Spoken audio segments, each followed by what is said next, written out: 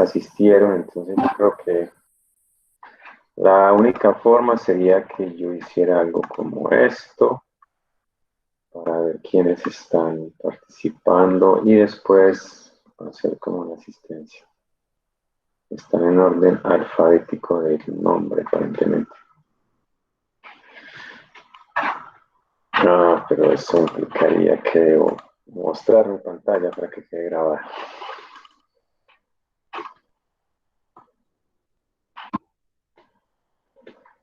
Listo, entonces aquí yo espero que esto esté viendo aquí completo cuántas personas son para luego poder llenar una tal asistencia que 16, son 20, hay 4 que no están. Bueno, entonces creo que con eso ya Profe, está todo más claro, sí. pues ahora que la pantalla ya se está grabando y pues como para que quede constancia, pues no sé, puede volver a repetirnos como pues la idea como en lo que quedamos y, y pues ya, pues sí, Sí, para tener un registro y que las condiciones no se vayan a cambiar. Entonces, la idea es que las actividades que están planeadas, los exámenes estén como se definió, creo que fue el 8 de abril que hace eso.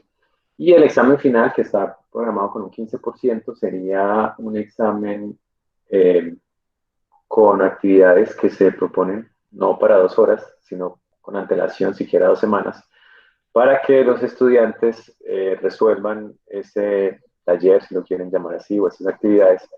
Y un día específico, en una sesión de 2 horas, todos deben estar allí conectados como si fuera el examen y aleatoriamente algunas personas van a mostrar el trabajo que hicieron como una forma de sustentación. Si se puede hacer en forma presencial, se hará en forma presencial, será la primera opción. De lo contrario, se hará en forma de una sesión online como las que hemos usado para las clases. Hay que adicionar algo, y es que igual hay dos notas o dos talleres, no son talleres, son informes de laboratorios que no se van a poder hacer. Entonces, igual van a tener que hacer algo por esas notas. Entonces, seguramente yo sacaré algunos datos de tal vez el semestre anterior o les asignaré pues unas actividades para hacer por ese informe. Por ejemplo, si es un informe de absorción atómica, pues haremos una asignación para esa nota del informe de absorción atómica y lo mismo para, creo que con el de absorción atómica sería suficiente. En el infrarrojo se pueden hacer algunas cosas, pero yo diría que las aplicaciones del infrarrojo ustedes las harán o las han hecho en cursos como análisis orgánico, orgánica 2, donde usan la técnica como tal. Entonces yo diría que para al menos absorción atómica hay que hacer como una simulación del laboratorio, yo les entregaré unos datos y ustedes harán un informe. Entonces eso sería pues dentro de lo que falta, entonces faltaría el examen final, que es el 15%, falta el examen de absorción atómica y el de infrarrojo, que creo que quedaron como 20% cada uno. Para el restante de los informes se hará pues una asignación como un informe de absorción atómica y pues el examen final como se acaba de escribir. Todavía pues estamos haciendo algunas tareas, de hecho ahora que arranque pues el tema de absorción atómica van a ver que deben para la próxima semana consultar algo como parte de las notas de tareas, que eso sí se puede hacer y ya lo habíamos definido antes. Entonces, esa fue la propuesta y al menos que alguien tenga alguna objeción, aquí estoy mostrando la lista de los que dijeron que estaban de acuerdo. Comenzamos por Paula, María Fernanda, María Hijo, Miguel Ángel, Diana Carolina, Andrea Lisset, Juan Camilo, Michael Steven, Angie Carolina, Caroline, perdón, Camilo Vergara, Juan David y Hugo. Dijeron Hugo, yo creo que está hablando como en alemán, dijo ay, entonces está de acuerdo. Eso fue lo que acordamos, entonces está bien.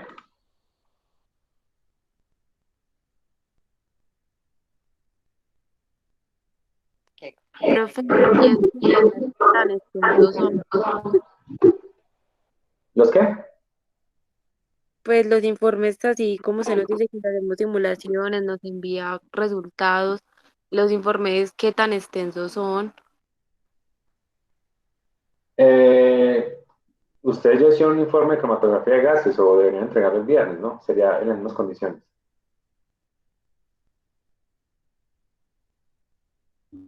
Uy, profe, pero eso está súper largo.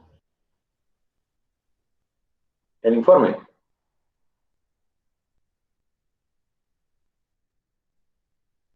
Sí, profe, hasta tenemos una duda con un ejercicio, pues con una parte Sí, pero pues de, recuerden que deben hacer solicitud de una asesoría y entonces lo trabajamos en ese horario, ¿no?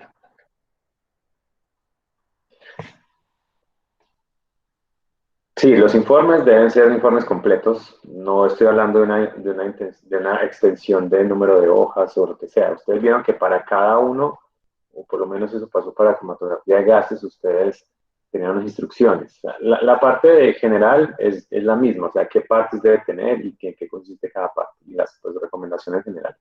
Ya específicamente para el de absorción atómica, deben, pues yo les voy a enviar, cuando tengamos llegamos a ese punto, yo les voy a enviar las instrucciones de qué debe contener ese informe.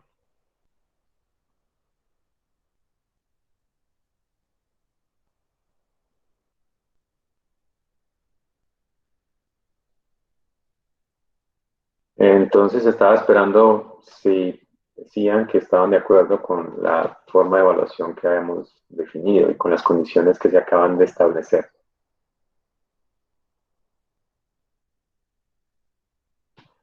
Profe, Sí, yo no sé si entendí mal o bueno, si vamos a hacer un parcial final presencial, no era lo mismo que virtual. O sea, se llevábamos las preguntas y usted nos acababa a sí, es lo mismo. sustentarlas. O sea, el examen, la nota final sería la misma, solamente cambiaría la forma en que se sustenta, que ya sea presencial o por acá. Eso es lo que quedó pues establecido. Ah, ya.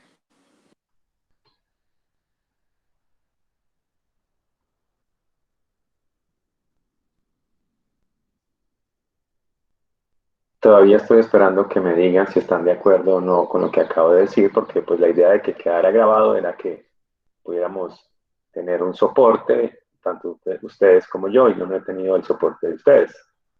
¿Están de acuerdo? Sí, profe, estamos de acuerdo. Sí, Sí, profe. profe, estamos de acuerdo. Bueno, listo. Entonces voy a volver a mostrar aquí la lista de los que están, que ya aparezco yo dos veces porque estoy presentando. Profe, Sí. yo creo que yo estoy de acuerdo con lo del parcial, pero no estoy de acuerdo con lo de los informes. Y no, pues no sé si soy la única. Los informes se hubieran hecho de la misma forma si estuviéramos en la universidad. Esos estaban planeados como informes de las demostraciones. Por ejemplo, el de cromatografía de gases. La recolección de datos, ustedes la hicieron. Y ese informe se iba a presentar, hubiera pasado lo que está pasando o no. Entonces, ¿cuál sería su propuesta para el informe de absorción atómica? Pues, profe, si no hay alguna posibilidad de no cambiarlo, pues hacerlo, pero que, uy, no sé, profe, esos informes son muy largos, que no sea como tan extenso. Porque están hablando de esos informes, ¿y cuántos han hecho? Bueno, el único informe que nos ha tocado hacer. ¿Y cuál ha sido la principal dificultad con ese informe?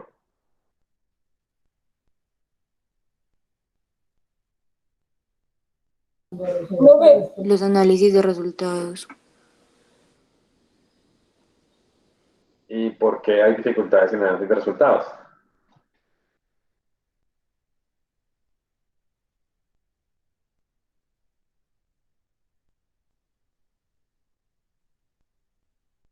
Yo no sé si ustedes estén de acuerdo o no, o sea, y aquí pues va a quedar grabado, no voy a decirlo, pero ustedes, mejor dicho, yo estoy aquí desde mi posición tratando de forzarlos a ustedes a aprender y hay resistencia de parte de ustedes. Yo sé que por tiempo, por la forma en la que se está llevando a cabo lo que sea, pero yo quisiera preguntarles si cuando se presentan esas dificultades, por ejemplo, en este informe de laboratorio particular, si en el proceso que ustedes deben llevar a cabo para solucionar o para poder llegar a un punto pues sobrepasar esas dificultades que tienen, si aprenden un poco más o no.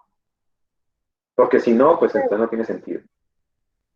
Profe, Sí, yo creo que el informe no es tanto lo extenso por el análisis de resultados, sino más bien yo creo que fue por los cálculos. No sé si de pronto cuando vayamos pues a realizar el otro informe, cuando miremos pues como los parámetros, si de pronto nosotros consideramos o vemos que el informe pues también va a ser de pronto extenso, ya sea de pronto por otros factores, pues de pronto ya podamos volver a hablar con usted y de pronto como negociar esa parte profe, de pronto lo vemos muy extenso, le podemos quitar esto o acomodar esto. Y si vemos que de pronto de verdad no es tan extenso como se nos hizo en este, que yo creería que fue por la parte de los cálculos, pues entonces lo dejamos así. No sé si me hice entender y no sé si de pronto los compañeros me entienden o no están de acuerdo, pero pues yo lo veo como de Eh, esa forma. cuando yo eh, escribí lo que debía contener el informe de cromatografía de gases, la idea era que se aplicara lo que habíamos visto en clase a cosas que habíamos hecho en el laboratorio, que hubiera una Sí, consistencia entre los dos. Y lo que dicen ustedes que hubo o dificultades o que lo más demorado fueron los cálculos, no fue por los cálculos en sí, sino, de acuerdo a lo que he visto y a lo que me han preguntado, ha sido porque no sabían cómo hacerlo. Y esos cálculos que debían hacer para el informe de cromatografía de gases son básicos para cualquier técnica cromatográfica, que es el objetivo de este curso. Entonces, el hecho de que no pudieran medir un área de un pico era una dificultad grande porque es uno de los objetivos del curso, que puedan hacer tratamiento de los datos. El temor que tiene con lo de absorción atómica, basado en lo que tuvieron que hacer para el de cromatografía, pues me imagino que es por eso, porque tuvieron que realmente aprender a hacer los cálculos y que no pasó simplemente como un ejercicio en clase que tenían que entregar. Porque el problema de los ejercicios de los libros es que los ejercicios de los libros son muy teóricos y muy académicos, pero cuando se enfrentan a los de laboratorio son cosas que ustedes seguramente los que y este es el momento de adquirir esas habilidades. Entonces, yo sé que el tiempo no está de nuestro lado en estas circunstancias, porque si yo, como he visto que he trabajado más de lo que trabajaría si estuviéramos hablando en forma presencial, porque ustedes, así como ustedes han visto que pues, preparar un examen, no se imaginan cuánto tiempo me tardó preparar el examen, creo que, y pues eso sería tema de otro día, el examen fue de acuerdo a lo que vemos y fue consistente con el contenido del curso, porque no había nada que no se hubiera tratado en el curso. Entonces, el objetivo mío a la hora Listo, de profe. tomar datos reales, ponerlos para que ustedes los procesen, es que tengan esas habilidades mínimas para el procesamiento de datos. Y eso va a pasar en el informe de absorción atómica. Como van a ver, los Profe, cálculos pero en el parcial absorción estaba atómica, muy largo y habíamos quedado en que iba a ser de 5 puntos. sí, podría haber sido de 5 puntos, pero al final ustedes ya habían entregado uno, ¿recuerdan?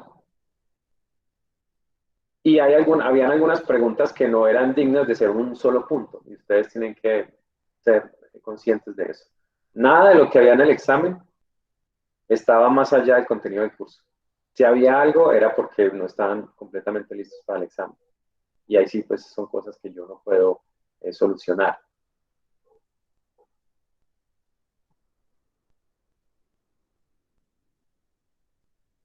La mayoría entregó dentro del tiempo las 2 horas y los que tuvieron problemas adicionales los tuvieron fue por problemas técnicos de subir la foto o porque el formulario no les cargaba por la conexión a internet. Bueno, esos son problemas con los que tenemos que lidiar y pues no hay otra forma. Entonces les decía, en absorción atómica ustedes van a darse cuenta que es una técnica que se usa para cuantificar. Por lo tanto, serán cálculos como curvas de calibración, calcular concentración. definir cómo preparar patrones, son cosas como esas. Van a ver pues que no es algo muy diferente a lo que ya han hecho antes.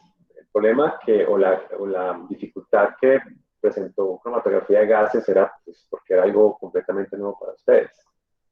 Y tuvieron pues que adaptarse a la forma de hacer los cálculos y todo eso. Algunos tuvieron más dificultades que otros, pero pues todavía están lidiando con eso. Igual el informe es para el viernes. Entonces, igual sí vamos a hacer un informe de absorción atómica, pero seguramente no será con todo el nivel de detalle que tuvo el de cromatografía de gases, porque específicamente esa técnica lo requería.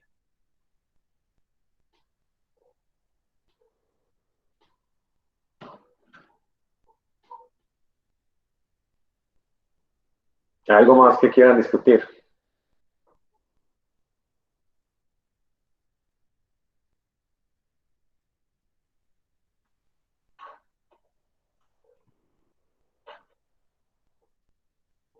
Los escucho en este momento.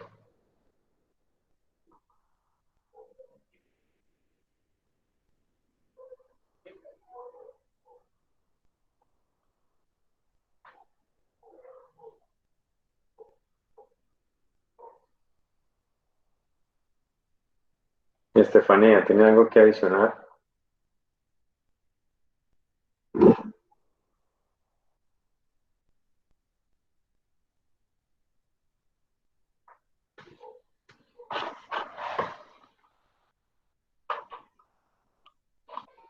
Bien, entonces vamos a comenzar finalmente con esta unidad de absorción atómica. Bueno, el fundamento de la absorción, veremos que inicialmente la técnica como tal es una técnica para cuantificar, y pues la cuantificación es de elementos metálicos. Aquí abajo pues hay una cantidad de elementos que se podrían analizar, son más o menos unos 67 elementos de la tabla periódica que se pueden analizar por esta técnica.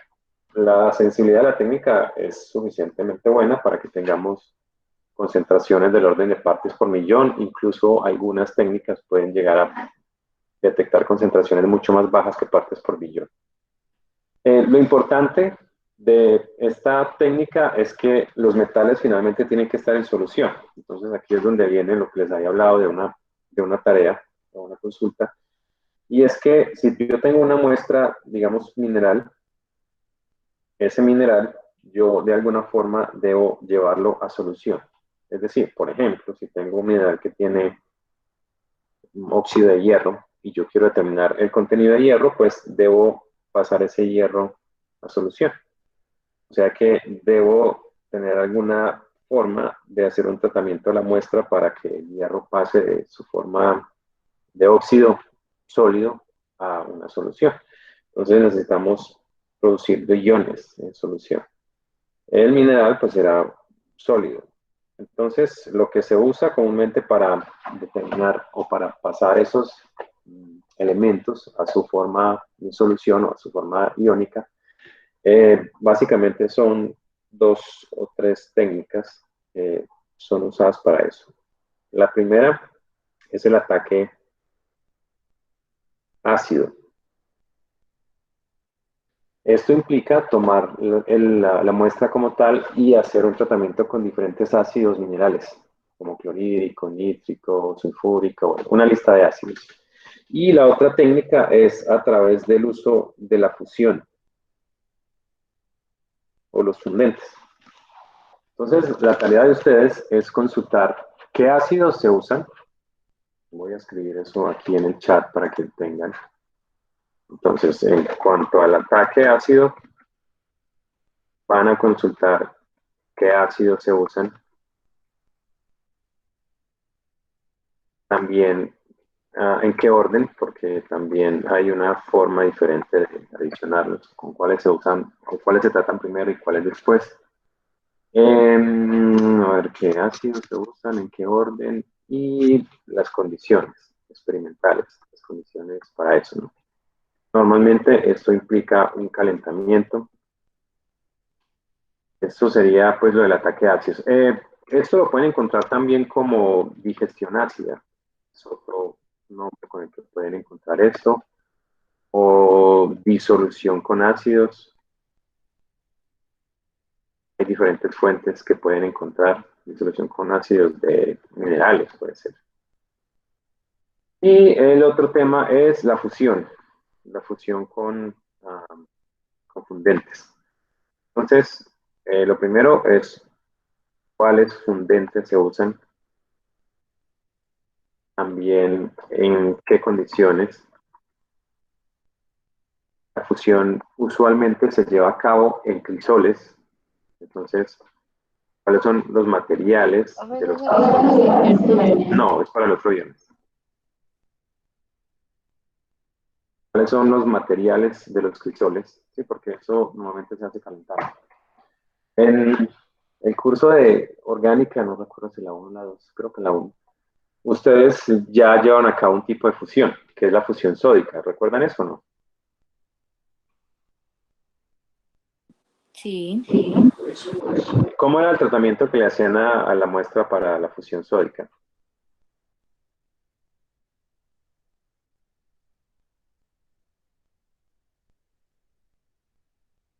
¿Recuerdan?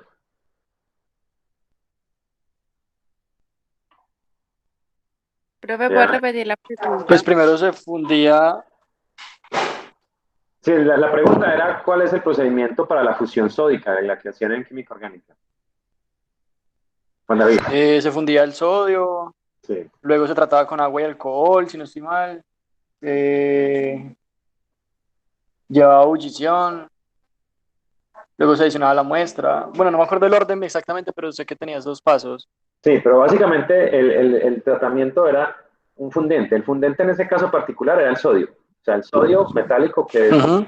que es un metal básico, alcalino, se usa como fundente. Hay otros fundentes, normalmente son fundentes ácidos o fundentes básicos, y pues hay algunos que se usan más que otros.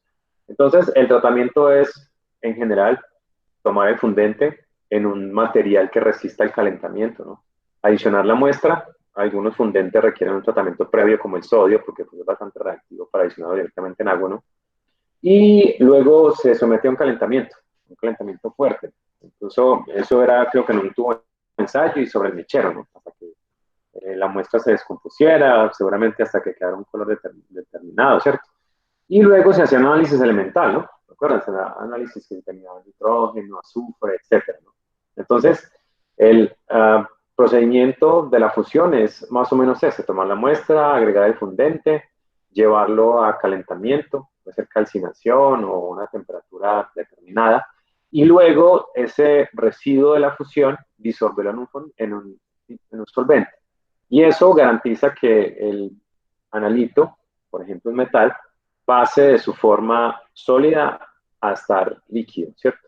Entonces, de las técnicas de fusión, perdón, de disolución o ataque de minerales, la de los ácidos es la más usada, porque no tiene eh, tantos pasos involucrados como la fusión. Es básicamente medir una cantidad de muestra, llevarla a un recipiente, se usan beakers o también se les medir también a veces, agregar el ácido, calentar y pues agitar y pues observar que no se vaya a secar la muestra para que ese mineral se descomponga liberando los iones del analito. Entonces, esa técnica es fundamental en la preparación de una muestra para absorción atómica.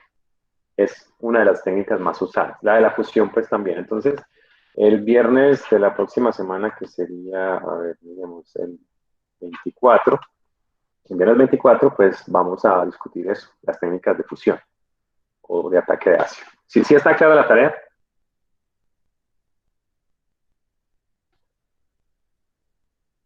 Sí. Bien, entonces, la técnica de absorción atómica básicamente trabaja con muestras en solución líquida, normalmente en solución acuosa. Veremos pues que la técnica como tal requiere el uso de una llama, es la técnica más usada, aunque hay otras que veremos en detalle.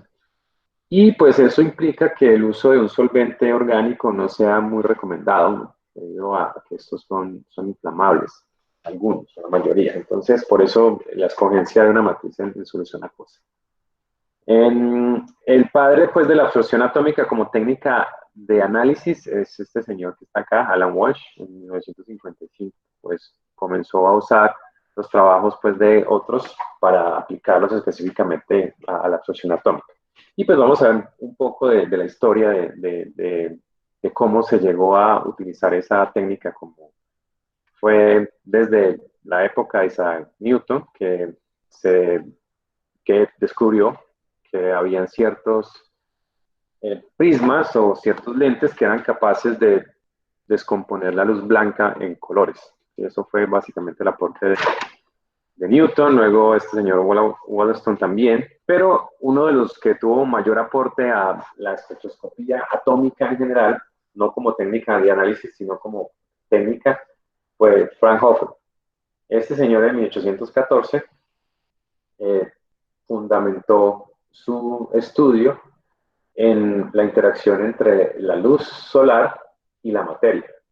Básicamente, dentro de sus grandes aportes fue la obtención de lentes con muy buena calidad, evitando que tuvieran problemas de construcción que dieran lugar a aberración de imágenes y cosas como esas. Entonces, lo que hizo ese señor fue construir telescopios muy potentes y con ellos analizó la luz solar, descubriendo que estaba constituida por unas líneas o unas líneas de emisión. Esas líneas fueron llamadas las líneas de Fraunhofer y fueron las que eventualmente ayudaron a analizar la composición de los cuerpos celestes. Como ustedes saben, creo que el planeta más cercano al que hemos tenido acceso es Marte, y aún así sabemos la composición de otros planetas del mismo sistema solar sin tener que haber viajado hasta allá. La forma pues, en la que se hace es a través del análisis espectroscópico de la luz que viene de esos objetos, de esos planetas, de esos cuerpos celestes. Entonces, a través de la composición o el análisis de la composición de esas líneas que vienen de esos planetas, es posible establecer de qué están hechos. En la Tierra, pues aquí tenemos los metales que están en la tabla periódica, y cada uno de ellos tiene un espectro de absorción o de emisión característico, que es como un código de barras o como una huella digital de cada elemento. Entonces, al analizar la luz procedente de algo, si esas líneas características de un elemento están presentes en ese espectro, entonces se concluye que ese objeto tiene el metal o el elemento en cuestión. Aquí les voy a mostrar un video en el que se hablan pues un poco de él. El video no lo pude conseguir en español, hay uno en español que les voy a mostrar, el video está en inglés. Yo voy a tratar de aclarar las partes que sean importantes. Creo que podríamos activar menos los subtítulos que están en inglés, pero que nos podrían servir. A ver si hay forma de activar los subtítulos. No, esto no.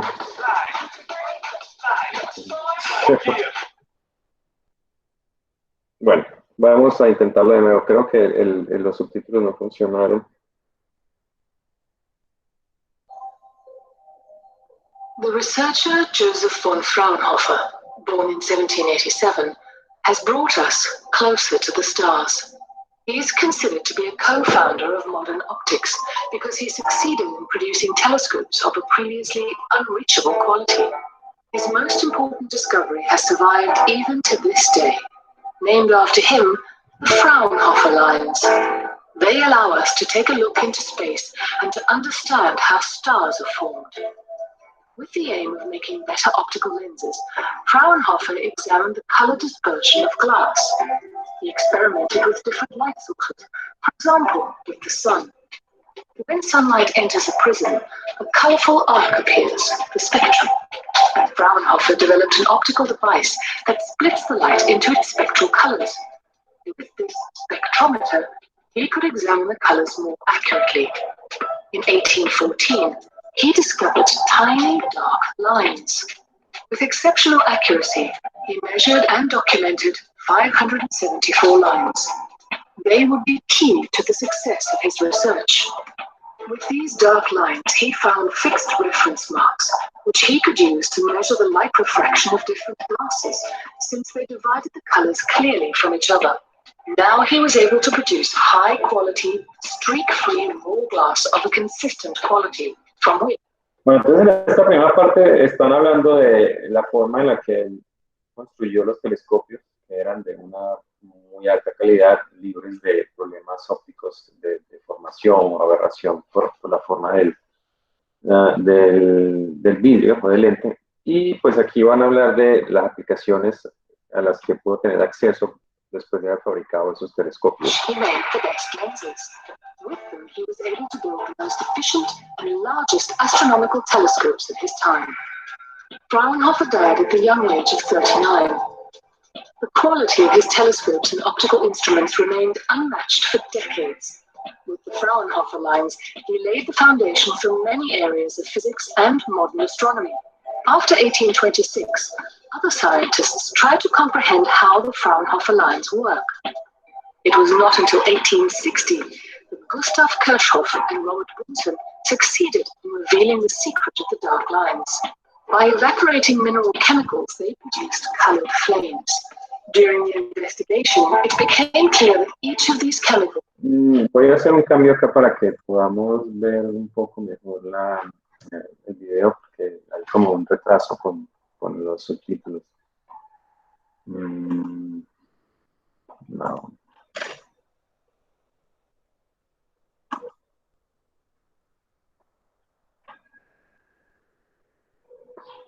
¿Dónde está?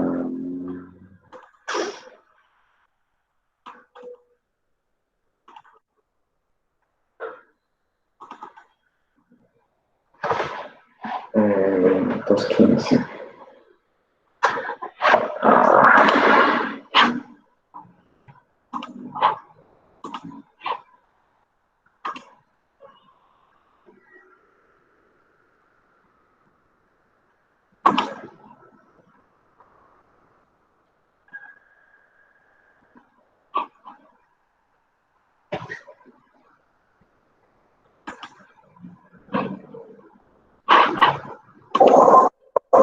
Bueno, el problema principal aquí es que aquí parece ser que ustedes no pueden escuchar el sonido, entonces vamos a tener que hacer algo aquí. 2:15 más o menos por aquí están. Voy a poner los subtítulos y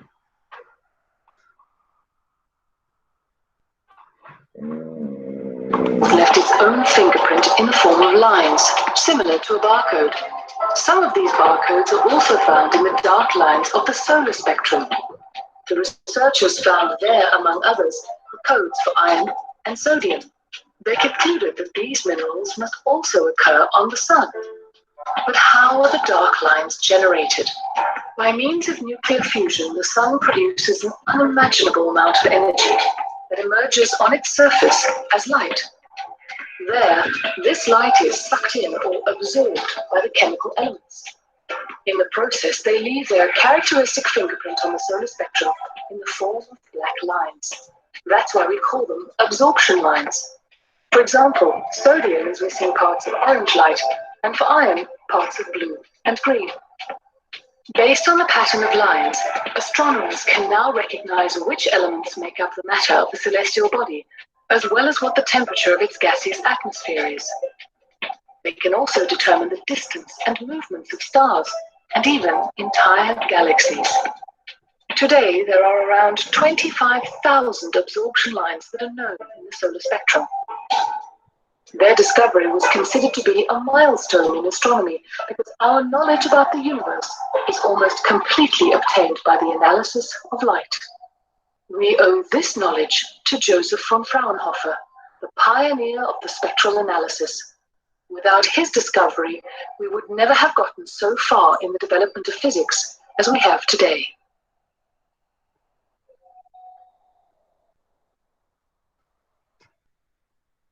¿Sí tuvieron audio durante el video? Sí, profe. Bueno, en cuanto a... Aquí hay otro video, no sé si está en español, sobre cómo fue usado después. Fueron Kirchhoff y Bunsen el del mechero, ustedes lo conocen, los que usaron pues estas técnicas para hacer análisis elemental. Recuerdan que en un mechero se puede hacer análisis de la composición con pruebas a la llama, ¿no? Una solución o un poco de sal que contenga un elemento particular se pone en el mechero y en el mechero o en la llama ocurre la emisión de la radiación de un color característico que está determinado por la composición de ese mineral. Entonces, si el color es amarillo, pues seguramente tendrá sodio. Si la luz que se produce es de una coloración verde, pues tal vez sea cobre, ¿cierto? Entonces, ellos fueron los que descubrieron que dependiendo del elemento que se quemara en la llama, pues habrían diferentes colores. Eso fue lo que Walsh más adelante usó para la técnica como tal. Este otro video sí es un poco más corto. El problema es que tengo que hacer una sincronización porque cuando lo presento en la pantalla, parece ser que aunque tenga compartida la pantalla, ustedes solamente escuchan, solamente ven el video, pero no se escucha. Entonces, voy a adelantar un poco el video. Al principio, aquí más o menos por acá. Y tengo que sincronizarlo con el video de acá.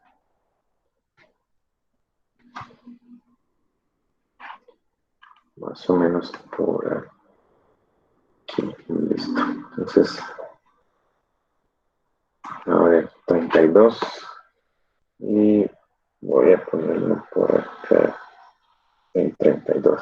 Entonces, ustedes van a ver el video en la pantalla, pero desde la tablet que tengo acá es que van a escuchar el audio.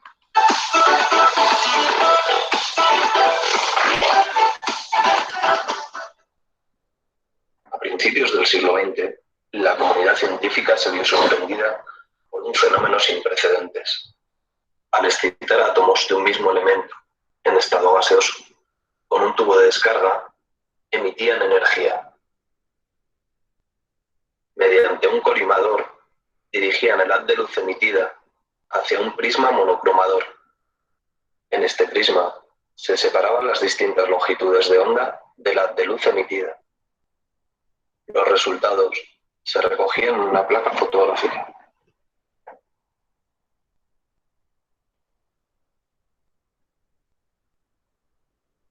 Al recoger la placa, encontraron una serie de bandas de colores sobre fondo negro. Llegaron a la conclusión de que el espectro de cada elemento químico es único. Gracias al modelo atómico de Niels Bohr, podemos explicar el espectro de emisión del átomo de hidrógeno.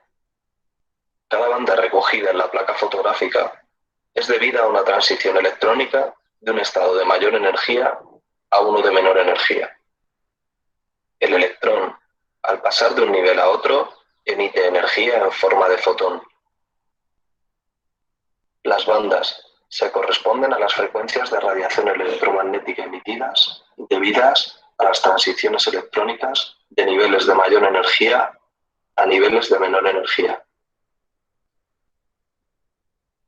Por el contrario, en los espectros de absorción, los electrones saltan de un estado de menor energía a uno de mayor.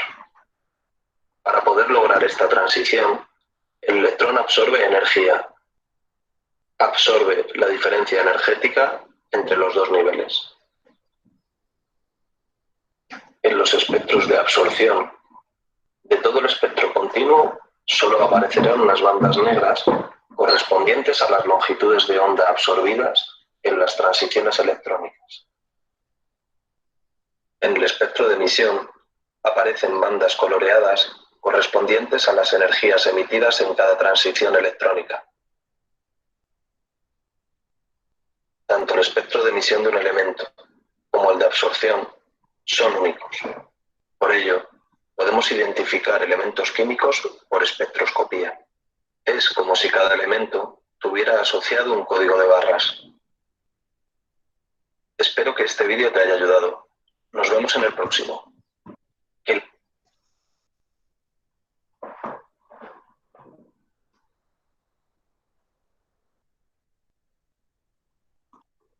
Bien, entonces en el video pues había una comparación de los espectros de absorción y de emisión y pues, el mensaje, digamos, general de esto es que son característicos de cada uno de los elementos, y pues que eso permite hacer una identificación de la composición de un material por el análisis del espectro de absorción o de emisión. Cada uno pues, de esos dos fenómenos, tanto la absorción como la emisión, tienen pues una composición energética o un análisis energético que se puede hacer. En la radiación que se absorbe, la absorción de esa radiación se da porque hay promoción de los electrones en un átomo o en una molécula, o en los átomos que componen una molécula, de un nivel de energía fundamental a un estado excitado. Entonces, esa transición implica la absorción de energía y lo hace pues, en forma de energía radiante. En la emisión ocurre lo contrario, átomos o moléculas o iones que están en un estado excitado, cuando regresan al estado fundamental emiten esa radiación. Los dos, tanto el espectro de absorción como el de emisión, son característicos de las sustancias. Aquí pues, voy a mostrarles un análisis energético de lo que sucede durante los dos procesos. El diagrama que ven acá arriba describe lo que sucede con la energía en ambos, ¿no? Entonces, inicialmente voy a hacer un análisis para lo que sucedería en la absorción. Voy a cambiar el color de la tinta a azul para que podamos verlo mejor. Entonces, hay un átomo 1 que está acá y voy a describir lo que sucede cuando hay absorción de energía. Esto que estoy dibujando acá es el nivel energético fundamental, o cuando la energía no es que sea cero, pero es el estado fundamental en el que es el estado energético más bajo del átomo. Cuando sobre ese átomo incide una radiación de una longitud de onda específica, ocurrirá una transición haciendo que ese átomo llegue a un estado energético superior. Este diríamos que es el estado excitado, pero no hay uno solo, hay varios estados excitados. Para luego hacer una transición a otro estado excitado, como en este caso, es necesario que se suministre una cantidad de energía específica para que eso suceda. Es decir, la diferencia entre el estado excitado 1 y el 2, como está acá, solamente se permite la transición cuando la cantidad de energía sea exactamente esa. Si es más pequeña o más grande, pues no va a llegar a ese estado. Por lo tanto, recuerden que la energía puede ser descrita de la luz en términos de la ecuación de Planck, que relaciona la energía de un fotón con la frecuencia y la constante del mismo nombre, la constante de Planck. Entonces esto nos dice que si la frecuencia es mayor, la energía también. De hecho, recuerden que la relación entre la longitud de onda y la frecuencia es inversa, ¿cierto? Teniendo en cuenta que es con la velocidad de la luz. Pero podemos decir que es inverso, aquí habrá una constante, a la longitud de onda. Es decir, que a mayor longitud de onda, menor energía, ¿no? Y eso lo analizaremos en un momento. Lo que quiero mostrarles acá es que para que haya transición entre un nivel fundamental, un estado fundamental energético y un nivel o un estado excitado, la longitud de onda a la que ocurre el proceso es una característica, no cualquiera. Es la longitud de onda de los fotones que proporcionan la energía necesaria para esta diferencia. Es decir, entre el estado fundamental y el primer estado energético excitado hay una diferencia de energía. Esa diferencia de energía es fundamental para que haya esa transición. Si no se suministra esa diferencia de energía, no va a haber esa promoción de los electrones o de lo que esté sucediendo en el átomo para que el nuevo estado energético se alcance. Bien, entonces, este proceso implica la absorción de radiación. Aquí estamos hablando de la absorción. Ahora lo que sucede en la emisión, digamos que es un átomo diferente, un átomo diferente al anterior, está en un estado excitado, que es lo que está aquí dibujando a la derecha. Cuando pasa o baja a un estado de excitación todavía, pero más bajo, hay una diferencia de energía que está relacionada con una longitud de onda determinada, llamamos la longitud de onda 1. Luego, cuando regresa al estado fundamental, también habrá un cambio de energía asociado que está asociado con una longitud de onda, ¿no? De acuerdo pues a la ecuación de Maxwell. Entonces, cada vez que hay un descenso de un estado excitado a un estado más bajo de energía, en este caso habrá emisión de radiación de una longitud de onda característica. Los dos procesos son contrarios. En la absorción, para llegar a un estado excitado se requiere absorber energía y se hace en forma de radiación de una longitud de onda determinada. Cuando baja de un estado excitado a un estado excitado menos energético o al estado fundamental, se emitirán unas longitudes de onda o una radiación de determinada longitud de onda. Esto pues originará los espectros tanto de absorción como de emisión. Por ejemplo, en el de emisión aparecerán unas líneas en cada una de esas dos longitudes de onda. A ver, yo quisiera que analizamos por un momento si estamos hablando de longitud de onda, acá, contra intensidad. ¿Cuál de las dos longitudes de onda, la 1 o la 2, aquí en el espectro de emisión aparecería más a la derecha? Todavía no quisiera dibujar si es 1 o 2. No tengan en cuenta lo que acabo de dibujar. Entonces, son dos longitudes de onda las que emitiría, o de la radiación que emitiría. La pregunta que les hago es, ¿cuál de estas dos estaría más a la derecha? Teniendo en cuenta el diagrama que hay acá. ¿La 1 o la 2? La 2. La 2, a ver, pues yo escuché que el chat parece que se activó. A ver, la 2, dice Andrea. Bueno, entonces el análisis de la gráfica, pues podemos hacerlo. A ver. ¿Cuál de las dos energías o la diferencia de energía es mayor? Aquí claramente la energía de la longitud de onda 2 es mayor, ¿no? ¿Sí? Entonces, si aquí estamos hablando de longitud de onda, pues la longitud de onda mayor más a la derecha será la longitud de onda 2, ¿no? ¿Sí? Porque pues está relacionada con una energía mayor, o es al revés. Yo quiero que analicemos eso. De acuerdo a la ecuación de Max Planck, la energía es inversamente proporcional a la longitud de onda. Por tanto, si observan acá, la diferencia de energía es más grande para la segunda longitud de onda, lo que implica que la segunda longitud de onda es más pequeña, o sea que sería así, como lo habían dicho. La longitud de onda 2 es más pequeña que la longitud de onda 1. A ver si puedo borrarlo. Esta aplicación no funciona tan bien para editar.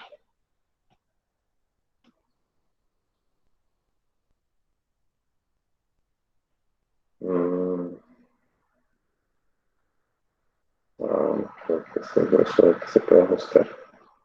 Demasiado grande. Yo creo que ahí estaría bien. Entonces, se cambia el color. Entonces, la longitud de onda 2 es más pequeña que la longitud de onda 1, ¿no? Debido a esto. La energía en la transición del segundo o del primer estado de energía excitado al estado fundamental da una mayor cantidad de energía, lo que implica que la longitud de onda es más pequeña. Entonces sería pues de esta forma. La longitud de onda 2 es más pequeña que la longitud de onda 1. Ahorita pues vamos a analizar un poco más lo que sucede y por qué en el espectro de emisión, aunque sea de un solo átomo, porque aparecen varias líneas. La razón está pues descrita acá. Aquí a la izquierda, en líneas continuas, están descritas las transiciones en la absorción de radiación para el átomo 1. Entonces, como pueden ver acá, hay varias posibilidades en cuanto a los diferentes estados excitados del átomo 1. El primero, que está aquí más a la izquierda, es la transición desde el estado fundamental al primer estado excitado. Entonces aquí se necesita una diferencia de energía. Pero también puede saltar de una vez del estado fundamental hasta el segundo estado excitado, o hasta el tercero o hasta el cuarto directamente. También puede pasar que algunos átomos que están en su estado excitado más bajo pasen al segundo estado o al tercero, o del segundo al tercero. Incluso también podría ser desde el primero hasta el cuarto. Entonces, cada una de estas transiciones que están aquí dibujadas requieren una cantidad de energía y por lo tanto también una longitud de onda. Entonces, yo quisiera que hiciéramos algo similar. En cuanto a la longitud de onda, aquí la intensidad de la radiación, y cada una de esas transiciones que las voy a nombrar de acuerdo al orden energético. Por ejemplo, en el diagrama que ven acá, la menor diferencia de energía aparentemente es esta pequeña rayita que se ve acá. O sea que voy a llamar esto la transición 1. En orden creciente de energía, el siguiente aparentemente sería esta línea que hay acá. Y esta llamaré la transición 2. Luego, seguramente, esta sería la 3. Quiero preguntarles si es claro eso, ¿por qué le estoy asignando 1, 2 y 3 a esas flechitas que hay? Simplemente estoy mirando qué tan diferentes son los estados excitados, por lo tanto la diferencia de energía entre ellos será más grande o más pequeña. Entonces la flechita más pequeña es esta, la que muestra la transición entre el segundo estado excitado y el tercero. Luego esta, la que muestra entre el primer estado excitado y el segundo. Luego esta, que es entre el primer estado excitado y el tercero, ¿no? ¿Cuál sería la siguiente? ¿Dónde pondría el número 4?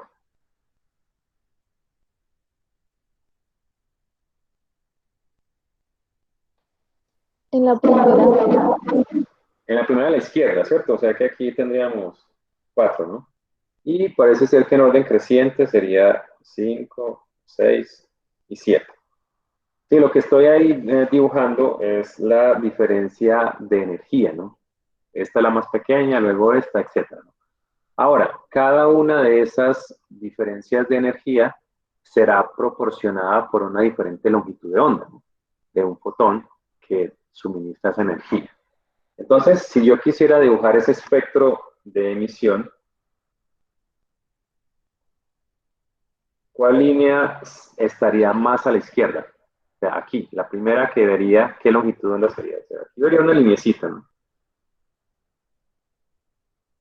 Cuando ellos regresen, ¿no? El espectro de emisión está acá, ¿no? Y pues los órdenes serían exactamente iguales a como están acá, ¿no? Pero aparecen en una línea, ¿no? Entonces, ¿qué longitud de onda sería esta primera que hay acá? ¿Qué subíndice le pongo a ese lambda de allá?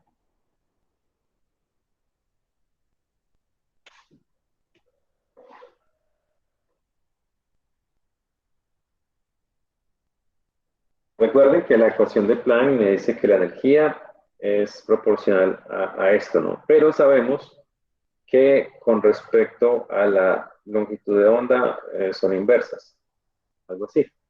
Es decir, que a mayor longitud de onda, menor energía.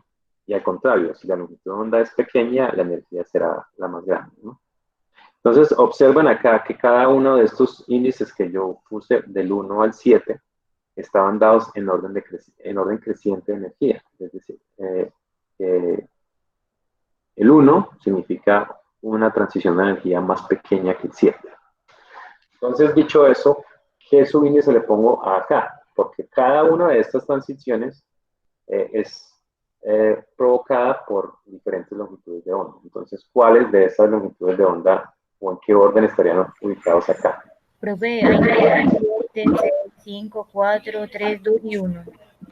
A ver, la 7 sería la primera, ¿no? La 7, o sea que a este le pondría lambda sub 7. A ver, el lambda sub 7 es el de mayor energía y estaría de acuerdo a esto, si está más a la izquierda es el que tiene menor longitud de onda, ¿no? Menor longitud de onda implica mayor energía. Entonces, sí, es correcto. O sea que aquí tendríamos de las 7 en adelante. O sea que tendríamos 7. Parece ser que entre 7 y 6, 5 y 4 la diferencia de energía no es tan grande. O sea que seguramente están espaciados más o menos lo mismo. Aquí tendríamos la longitud de onda 6, 7 y 8. Perdón, al contrario. 6, 5, 4.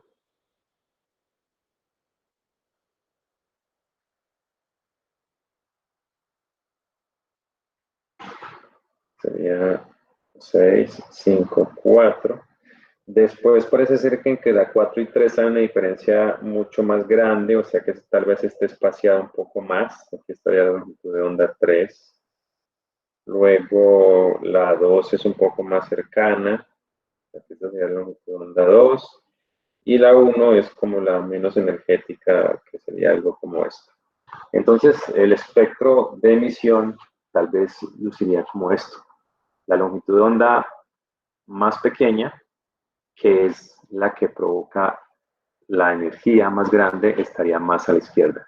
Y estos, pues, espaciados más o menos dependiendo de la longitud de onda que genere los cambios de energía. O sea que el espectro de emisión en este caso está dado cuando ellos regresen al estado fundamental y emitan la radiación de la longitud de onda característica. Entonces, este, por ejemplo, es el espectro de emisión del átomo 1, que como pueden ver tiene 7 líneas, debido a que están interactuando o se están mostrando los cambios de 7 estados energéticos, de todos estos estados excitados volviendo al estado fundamental. Entonces, aunque se trate de un solo átomo, este espectro tendría 7 líneas compuestas de diferentes longitudes de onda consistentes con la diferencia de energía que se está emitiendo en cada una de ellas.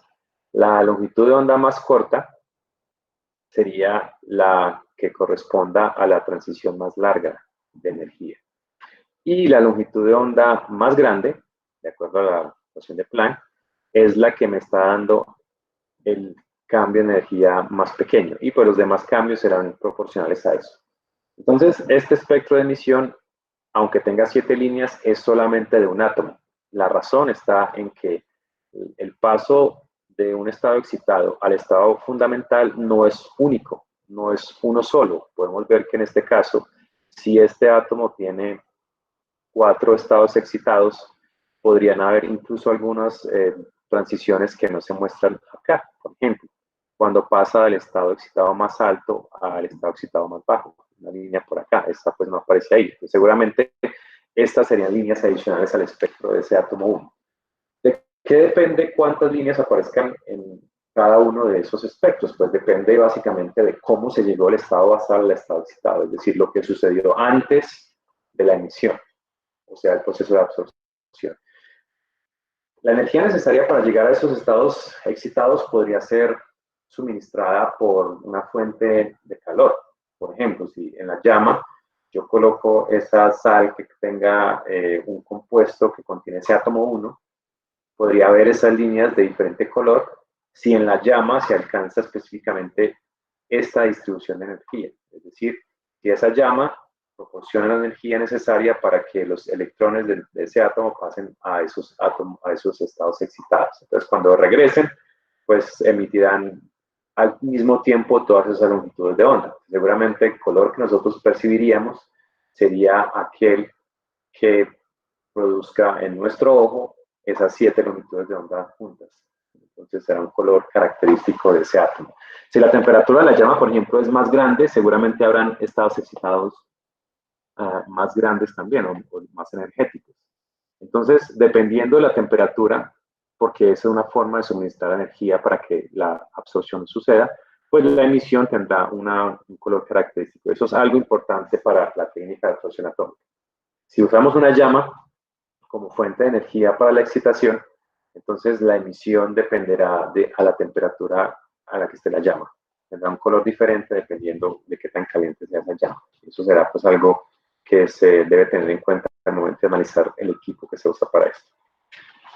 Aquí hay una distribución o unos niveles de energía de dos átomos, un átomo de sodio y un átomo de magnesio ion, magnesio más 1. La distribución electrónica de los dos es la misma, ¿recuerdan? El sodio tiene un número atómico de 11, o sea que su configuración electrónica sería como 1s con los 2 espines, 2s, luego seguiría el 2p, ahí llevamos 10, y luego sería el 3s. En el 3s tendríamos uno solo.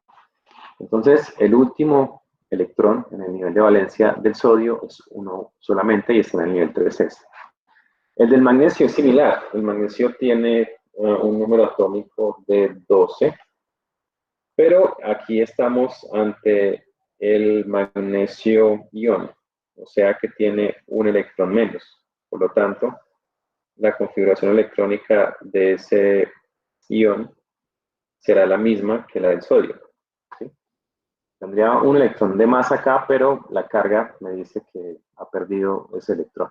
Entonces, si observan, la configuración electrónica de los dos es la misma. Pero mi pregunta es, ¿qué los diferencia a los dos átomos, el sodio y el magnesio, si no es el número de electrones?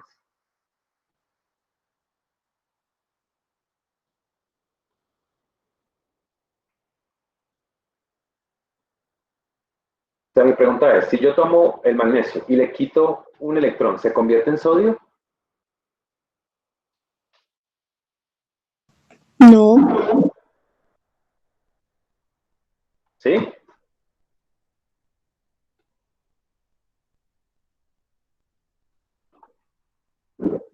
no, profe, ¿Y por qué no?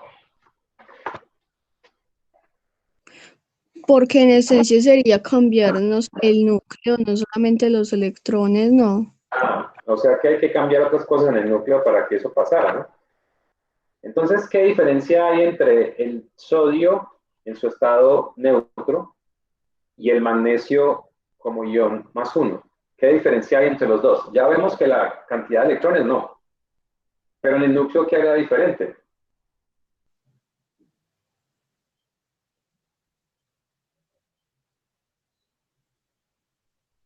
Los neutrones o Los protones. neutrones y los protones, ¿no? Por ejemplo, el sodio, ¿cuántos protones tiene en el núcleo? Recuerden que es neutro, ¿no? Y si tiene 11 electrones, debe tener 11 protones para que el átomo sea neutro. ¿Y el magnesio? ¿Cuántos protones tiene en el núcleo?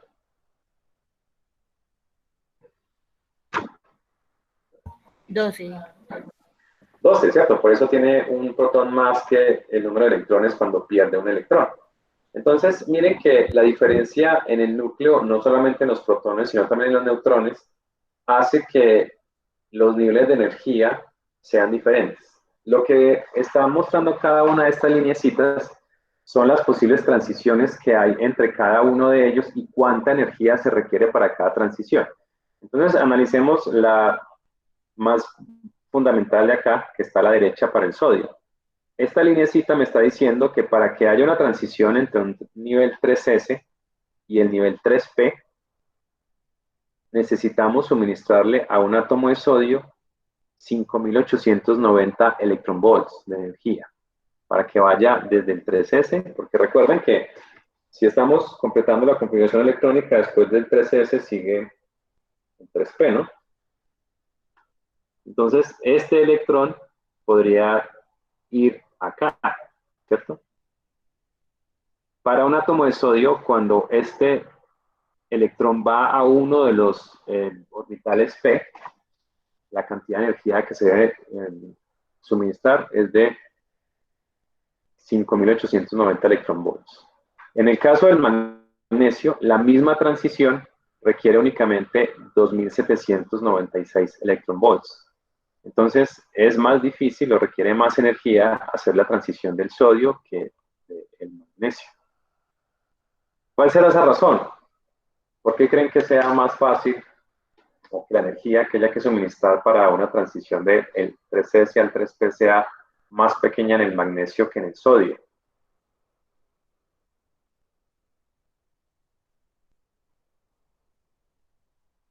Por lo menos esta específica, ¿no? Porque aquí podemos ver que hay otras que son similares. Esta es de 2.852, hay otra de 5.896, porque una vez este llega acá, seguramente otros del 2P también pueden llegar al 3S, y esos, al hacer esa transición, requieren mayor energía. Aquí podemos analizar la situación en cuanto a cargas eléctricas. Recuerden que este ya tiene una carga eléctrica, tiene un protón de más. Cuando el sodio está neutro, para hacer esta transición, tenemos todos estos otros que están, digamos, neutralizados por igual cantidad de protones. Entonces, la diferencia energética entre cada uno de esos electrones, o en su nivel de energía o los orbitales, aunque tengan la misma configuración electrónica, es diferente. Si observan todas las posibilidades de cada uno de ellos, van a ver que las diferencias en energía de cada uno también son diferentes, aunque se trate del paso entre los mismos orbitales. Es decir, la transición de un 3s a un 3p en el sodio es diferente a la transición de un 3s a un 3p en el magnesio. Y la razón está en el núcleo. Esas diferentes configuraciones del núcleo hacen que las fuerzas de atracción y repulsión de esos electrones afecten la forma en que ellos van a pasar de un estado fundamental a un estado excitado. Entonces, lo que quiero mostrarles con esto es que aunque tengan la misma cantidad de electrones, son átomos diferentes. Y al ser átomos diferentes, pues los espectros van a ser diferentes. O sea, el espectro de absorción o de emisión del sodio va a ser diferente del espectro de absorción o de emisión del magnesio. Aunque tengan los mismos electrones que son los que están haciendo esas transiciones, los demás componentes subatómicos también afectan esa configuración energética de los átomos. Entonces, cuando se obtenga el espectro de emisión del sodio, va a ser diferente al espectro de emisión del magnesio. Tendrá diferentes líneas, porque como pueden ver acá, aquí están marcadas que hay más líneas en el sodio que en el magnesio. Y la posición de esas líneas también va a ser diferente. Entonces, el espectro, tanto de absorción como de emisión, es una característica única de cada elemento. Las líneas que emite o las líneas que absorbe un elemento son únicas a pesar de que la configuración electrónica pueda ser similar a la de otro elemento. Porque recuerden, con el hecho de quitar un electrón al sodio, al magnesio, no se convierte automáticamente en sodio por las otras cosas que hay al interior del átomo. Aquí pues hay una forma de representar eso que ya habíamos discutido. Entre mayor sea la diferencia de energía, la longitud de onda es más pequeña. Entonces, esas transiciones a niveles más altos excitados requieren longitudes de onda más cortas, que pues al contrario implicaría frecuencias más altas, ¿no? La frecuencia y la energía sí son directamente proporcionales. Entonces, las bandas de absorción a longitudes de onda más pequeñas están relacionadas con cambios energéticos más grandes. Y esto pues es lo que representa este diagrama, ¿no? Aquí estamos desde el violeta hasta el rojo, pues cubriendo una zona de ultravioleta y llegando hasta el visible, hasta el 700 nanómetros del color rojo. La forma de esos espectros depende de qué especies estén absorbiendo. Por ejemplo, los espectros de absorción depende de qué entidades estén haciendo esa absorción de energía. Para átomos en estado gaseoso, los espectros de absorción tienen la forma de líneas. Pueden ver acá en la primera parte, este es el espectro de absorción de átomos de sodio en estado gaseoso. Entonces pueden ver que hay una línea de absorción en 589, seguramente nanómetros, ¿sí? Y otra un poco más adelante. Entonces, si observan la diferencia entre este punto y este punto es solamente de 1 nanómetro. Entonces podrán imaginarse que el ancho de esta banda de absorción es de tal vez 0.2 nanómetros o algo como eso. Entonces esa es una característica de los espectros de absorción de los elementos. Tienen líneas con un ancho bien pequeño. Aquí está ampliado, pero la diferencia entre este punto y este punto es solamente de 1 nanómetro. O sea que si tuviéramos un espectro, digamos, con no esa ampliación, sino tuviéramos aquí la longitud de onda y aquí la intensidad, y fuera, no sé, en el visible, digamos que va desde 400 hasta 700, seguramente tendríamos únicamente una lineecita por acá y otra línea muy pegada. Sería lo único que observaríamos, ¿no? Por aquí alrededor de 589 nanómetros. Entonces, esto sería lo que observaríamos. Esta pues por lo que está ampliada. Ahora, los elementos absorben como líneas, pero los compuestos, como el benceno, absorben en bandas mucho más amplias. Aquí pues no hay una escala, pero estas bandas son más anchas que las bandas de allá. Esperemos pues que la comparación sea también en la misma escala. Si tenemos mezclas de compuestos como benceno y hexano, observen que los dos compuestos están absorbiendo, lo que hace que las bandas sean mucho más anchas. En compuestos con resonancia como anillos, las bandas de absorción son mucho más grandes, como lo ven aquí, son más anchas. Entonces, dependiendo de qué tipo de especie esté absorbiendo, si son átomos o si son moléculas, hay una diferencia importante en el espectro de absorción. Los átomos absorben en líneas continuas, en líneas muy finas, mientras que los compuestos absorben en bandas mucho más anchas. Esa es una diferencia importante que hace que el diseño del equipo para cada uno de los dos sea diferente. Recuerden que, por ejemplo, en un sistema para fotometría visible se usan monocromadores que dan anchos de banda de 5, 10 o 20 nanómetros, que son los más comunes. Pero un monocromador de ese tipo para un equipo de absorción atómica no sería eficiente, porque el ancho de banda del equipo es varias veces más grande que el ancho de banda de la luz que absorbe un elemento. Eso pues lo veremos como una problemática que se tuvo que resolver a la hora de diseñar un equipo de absorción atómica. Lo mismo pasa con los espectros de emisión. Los espectros de emisión pues son espectros diferentes dependiendo de la especie que esté absorbiendo. Cuando hay emisión en partículas atómicas, tenemos unas líneas, ¿sí? Por eso se llaman espectros de líneas, como las líneas de Fraunhofer que vimos en el video. Los rayos X también implican la emisión de energía radiante de una alta energía por parte de los electrones.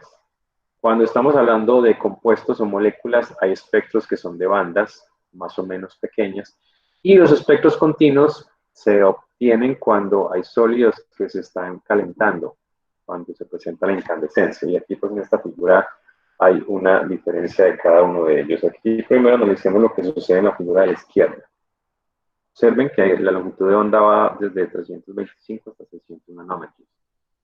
Para elementos, aquí tenemos un par de bandas de absorción del sodio. Una que está por acá a 330 y otra que está por acá como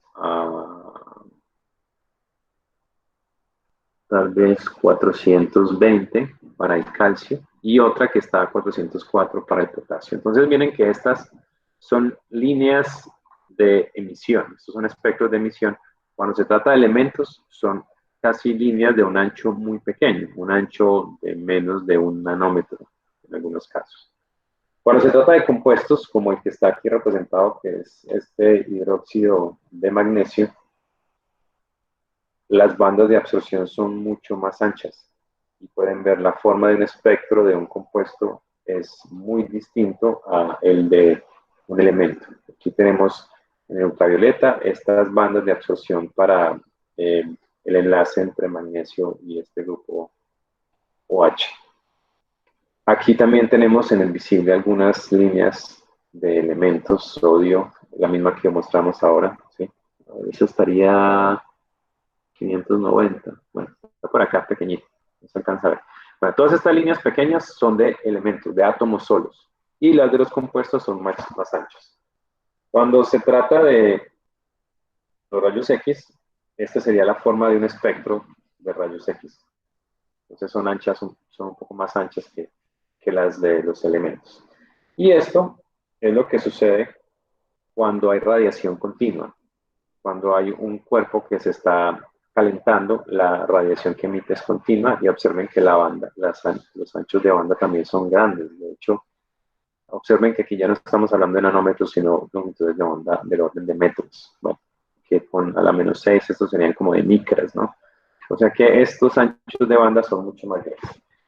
Nos centraremos entonces en los espectros de emisión y de absorción de los elementos. Esto era pues como para dar una comparación entre qué forma tiene un espectro de emisión de un elemento comparado con el de una molécula. En la espectroscopía visible y ultravioleta que ustedes abordaron en el otro curso instrumental, estaban hablando de absorción de moléculas. Entonces los espectros tenían formas como estas, de bandas anchas. Aquí vamos a tratar de lidiar con espectros de absorción y emisión de elementos que son bandas mucho más estrechas.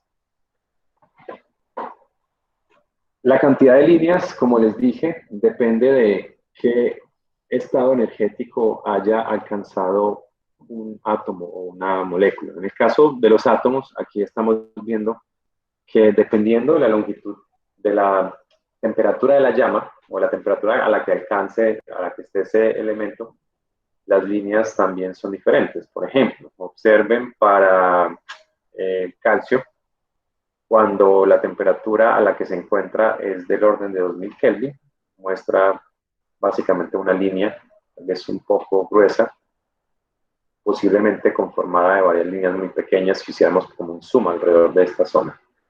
Cuando la temperatura se aumenta a 3000 Kelvin, el ancho de esa banda de emisión aumenta, seguramente porque hay líneas pequeñitas que se unieron que no estaban presentes a 2000 Kelvin. Cuando la temperatura se aumenta a 5000 Kelvin, pueden ver que hay muchas más bandas que aparecen. La explicación, pues ya la vimos antes. Cuando la temperatura es de 2000 Kelvin, los estados excitados son unos, pero cuando es de 5000, seguramente serán muchos más, lo que origina bandas de emisión. Cuando esos átomos excitados regresan al estado fundamental de líneas adicionales que no se veían a 2000. Y hay algunos que son más fáciles de excitar. Por ejemplo, los elementos del grupo 1, como el sodio, el litio, el potasio, estos elementos se pueden excitar fácilmente en temperaturas no tan elevadas. Pero si observan, por ejemplo, a 5000 Kelvin, tenemos que este arsénico no presenta bandas de emisión cuando la temperatura es muy baja.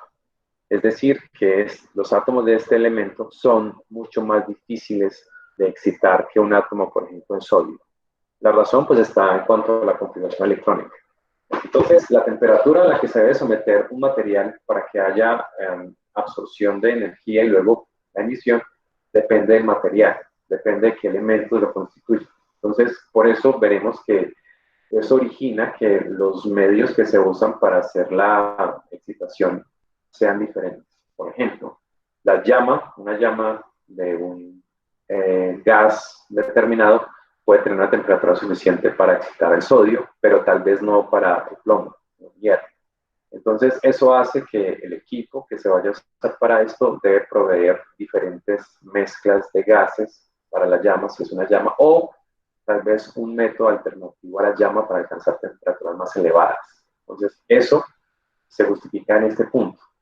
La cantidad de líneas y en algunos casos la presencia incluso de una sola, como el de plomo en este caso, necesita temperaturas variables. Entonces, la temperatura será uno de los parámetros más importantes en un equipo de espectroscopía de fusión atómica. Bien, para que suceda cada una de las dos tipos o los dos mecanismos de la espectroscopía, la absorción y la emisión, se deben cumplir con unos requerimientos fundamentales. Cuando vamos a hablar de la absorción, lo importante es que los átomos estén en el estado gaseoso, pero en su estado fundamental. Y lo que se mide es la energía necesaria para llevar esos átomos al estado excitado. Esta cantidad de luz necesaria para esta transición es lo que se mide, ¿sí? De hecho, se mide en forma de lo que ustedes ya conocen, en forma de la absorbancia. Mientras que cuando estamos hablando de la emisión, lo ideal es que los átomos ya estén en su estado excitado y lo que se mide es cuando regresan al estado fundamental. Todo esto sucede idealmente en el estado gaseoso. Entonces, aquí lo que se mide es la cantidad de luz emitida. Entonces, cada uno de esos dos procesos requiere que se parta del estado energético más apropiado para cada uno. Para la absorción, deberíamos tener la mayor cantidad de átomos en estado fundamental. Mientras que para la emisión deberíamos tener la mayor cantidad de átomos o especies, o en este caso átomos, en su estado excitado. En la absorción medimos cuánta energía fue necesaria para esa transición y en la emisión medimos cuánta energía se liberó después de que esos átomos estaban en su estado excitado, regresan al estado fundamental. Entonces eso hace que los equipos para uno u otro sean diferentes. En general, este es el esquema de un equipo para absorción atómica. Tenemos una fuente de radiación, la llama, que sería las veces de lo que ustedes recuerdan en la fotometría visible como la celda. El monocromador es un monocromador con una característica o una función similar a la que tienen los monocromadores en la fotometría clásica, y es seleccionar un rango de longitud de onda. Y el detector, pues, que convierte esa energía radiante en una señal eléctrica. Si recuerdan, para un equipo, para un fotómetro normal, como los que ustedes conocen, el diseño era un poco diferente. Teníamos la fuente de radiación. A ver, estoy tratando de hacerlo acá abajo. Tenemos la fuente de radiación. Luego de la fuente seguía el sistema monocromador.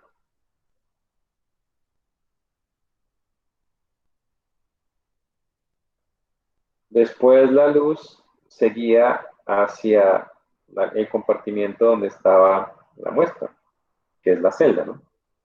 Y después de esto llegaba, a ver cómo están dibujando el detector acá, como una bolita así, al detector. Entonces, este es un fotómetro clásico, como los que ustedes ya conocían del laboratorio o pues del curso de Instrumental 1. Una fuente de radiación, que era una lámpara de tungsteno, si era pues en el visible, o una lámpara de deuterio, si era en el ultravioleta. Luego el sistema monocromador, luego la celda y luego el detector.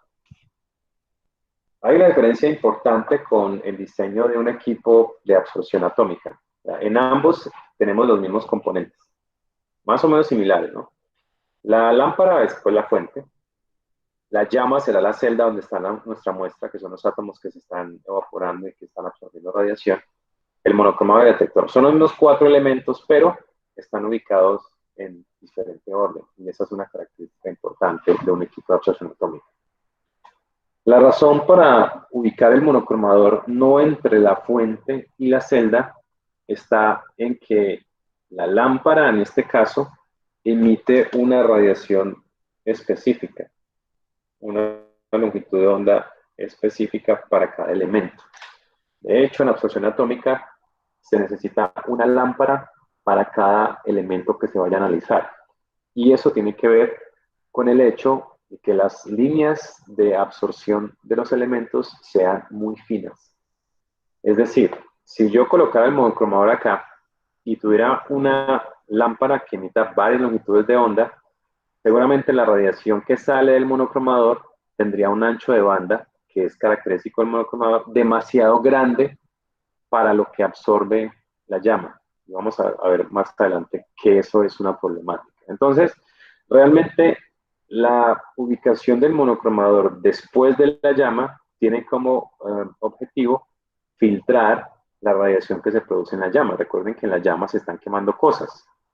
Es decir, que lo que alcance al detector va a ser la radiación proveniente de la lámpara que no fue absorbida, es decir, si esa longitud de onda específica se pasó a través de la muestra que está en la celda, en la llama, una parte de esa radiación se va a absorber, pero el resto va a pasar y va a llegar al detector. Pero tengan en cuenta que aquí tenemos una llama, si pueden ver acá un poco la foto que hay a la derecha, pueden ver que esa llama emite radiación en varias longitudes de onda. O sea que la misma llama emite radiación, porque está llegando cosas que se están quemando en la llama.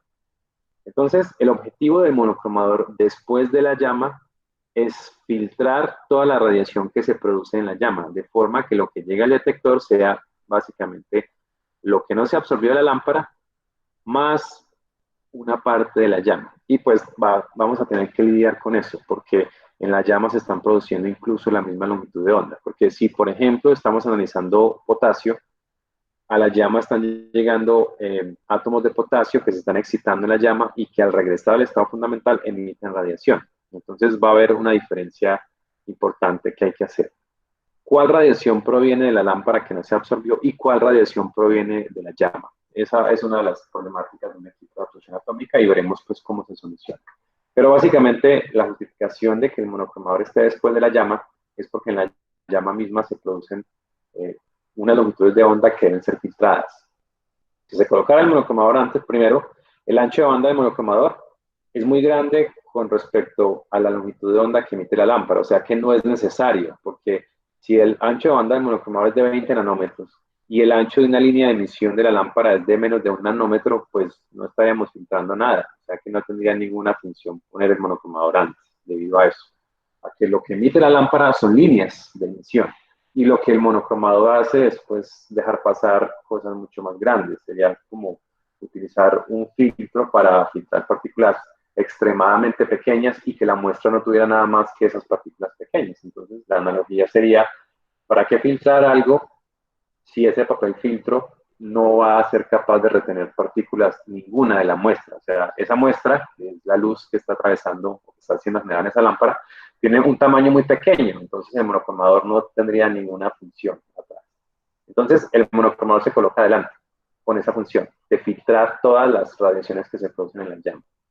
Veremos pues eso un poco más en detalle más adelante. Ahora, ¿qué diferencia hay con el equipo de emisión atómica? En el equipo de absorción medimos cuánta radiación se absorbió, la diferencia entre la radiación emitida y la que llega al detector.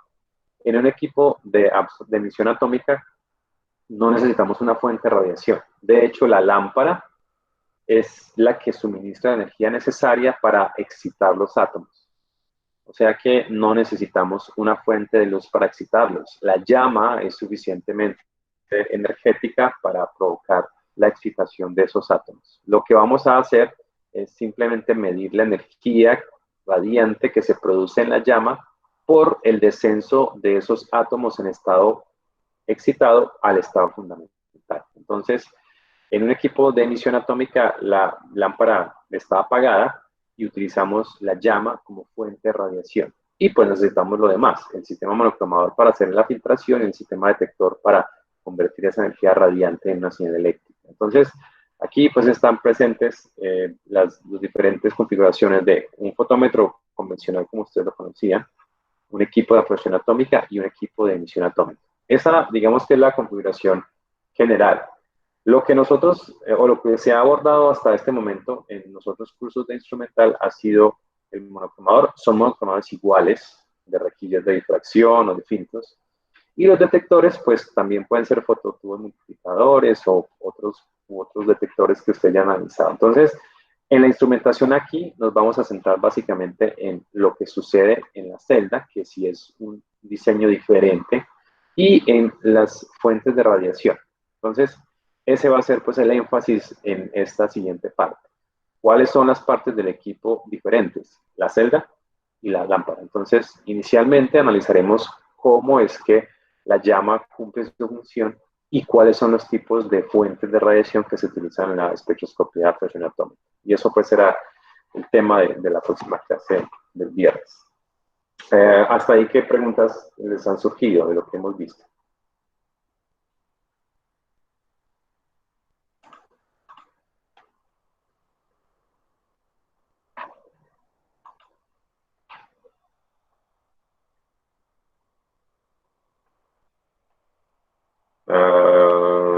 Esto está suficientemente claro. Esta es la parte del fundamento, ¿no? Ya analizaremos cada uno por separado, pero esta es como la introducción a el equipo como tal y a la técnica de absorción atómica. Y pues de emisión, que también veremos algo de emisión. ¿Les surgen hasta este punto algunas dudas?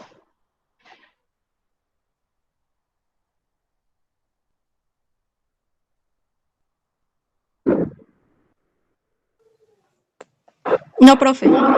Bueno, entonces continuaremos el viernes, como todas las otras sesiones las voy a grabar, voy a hacer una última lista de quienes están conectados para eso que me están pidiendo de la asistencia, no sé cuál sea el propósito de eso, me imagino que tratar de solucionar los problemas de conexión que algunos todavía tengan. Según pues lo que viene el examen la semana pasada, ustedes, creo que, a ver, Mateo, es el que siempre ha tenido problemas, esperemos que le solucionen algo. Y los demás, pues creo que no han tenido ninguna dificultad. Bien, entonces voy a detener la presentación y la grabación. Y si no tienen más preguntas, entonces nos veremos el próximo viernes.